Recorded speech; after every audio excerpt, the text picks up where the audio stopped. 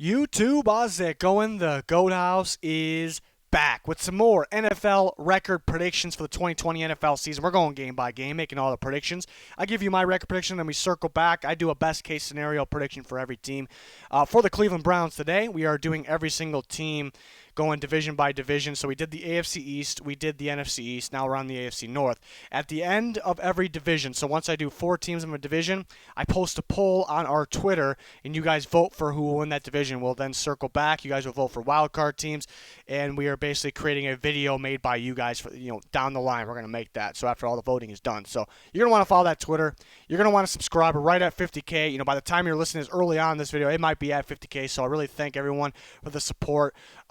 About a year ago, a little over a year at 10K. So you guys been amazing. Really appreciate it. If you can subscribe to our second channel, it's kind of our backup channel. YouTube kind of cracking down on some things lately. So in case anything happens, and we have some extra uploads on that Plus channel as well. So you're going to want to follow that for sure. And then as well as our podcast. Any link that you need for anything Goat House related, NFL related, you'll find down below, comments, description. PlayoffPredictors.com is what we're using for this predictions. These predictions, very cool site. You guys can go here, make your predictions, come back to the comments, tell me who you had winning each game here for your team or whatever team you would like. It'd be pretty cool to compare everyone's in the comments. Cleveland Browns, pretty complete team. Some people throw out, one of the better rosters. I'd say don't go too far just because they're complete and not the best. It's a pretty complete roster, but they do need maybe some more impact players. I'm a big Baker believer. He was my number 1 quarterback in that draft class a couple years ago. Down year last year. I'm not worried. Nick Chubb been very impressive. Obviously, they still have Kareem Hunt. They get Stefanski, Kevin Stefanski. And he got the Vikings, when he took over, much better than DeFilippo in terms of play calling from the previous year for the Vikings. So he got the Vikings to the playoffs, got Kirk Cousins playing better. So that's the good from Stefanski. That's the good. He's going to focus on Nick Chubb mainly. He brought in the right tight ends that fit, Austin Hooper compared to Kyle Rudolph, Njoku compared to a guy like Irv Smith. So he's got his pieces. He's got his, pieces in the right spot. I think Baker is a good quarterback for Stefanski's offense, perhaps, and having Keenum there to kind of mentor, I think is all perfect. So that's the good for Stefanski. The bad is his offense is pretty predictable. It gets predictable down the line, down the stretch of the season when you start to game plan for it. It's not hard to game plan for, and there's not a lot of big plays. There are big plays, but kind of hesitant to go back to it. Maybe it'd be a little different with this Browns team, but that's kind of what I worry about. Maybe down the stretch of the season, crunch time. My number 1 rule for an offense has been, if you've listened to us for a while, I always say be unpredictable. That is a huge part of an offense. Nobody really talks about that. The defense, for the most part, because it's so tough to play, it's pretty much a guessing game out there for the most part. So that's why I say that. Browns, Ravens, though, first game, I'm going to go, you see the Browns dominate the Ravens at one point last year. Take the Ravens in this one. Kind of evaluate the roster for the Browns. I forgot to do.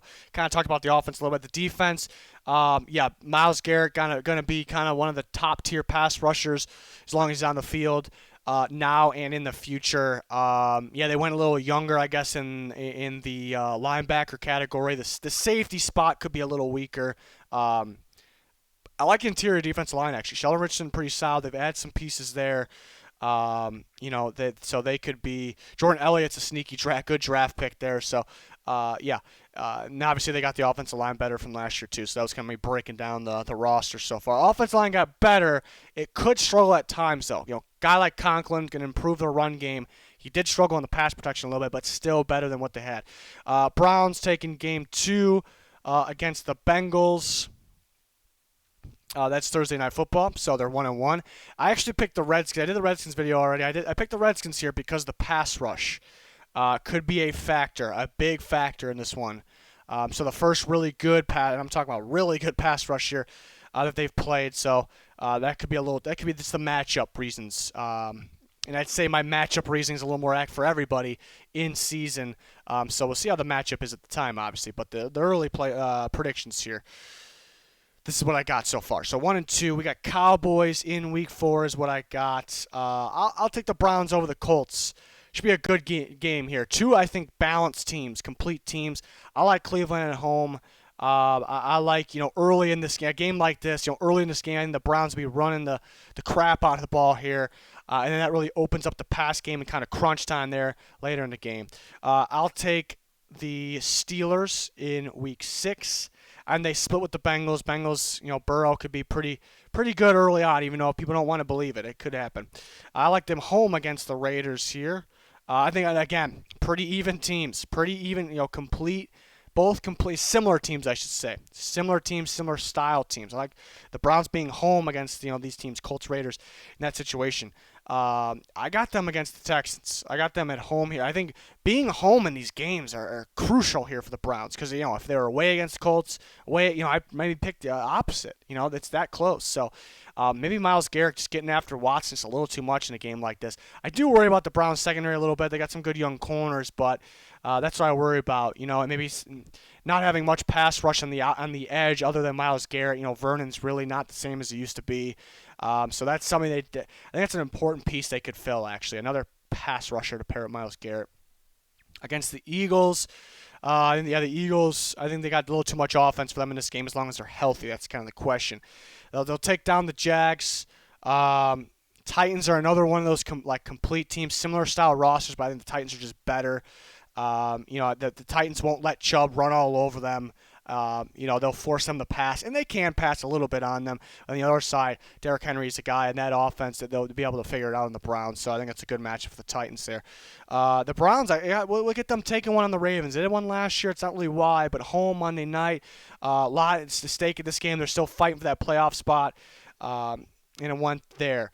Back and forth on these next couple games because I do worry about like I said in the beginning of the video and like I said in other videos, I worry about the Browns on the stretch this season. They start to be predictable. Teams starting, they watching the film. They're used to them, used to seeing it's similar style. They can start to figure them out, becoming predictable at this point. That's what I worry about with, this type of offense. So back and forth in a game like this, a game that Barkley can go wild on, but I don't know if the Giants have, now I'm thinking about it, so this might be one I've been switching a little bit. I don't know if they have enough pass rush for the Browns. That can let Baker do his thing there. So I'll take the Browns. Browns, Jets. I feel like the Browns are the better team. The Jets got a really good defense, so it's a really good defense.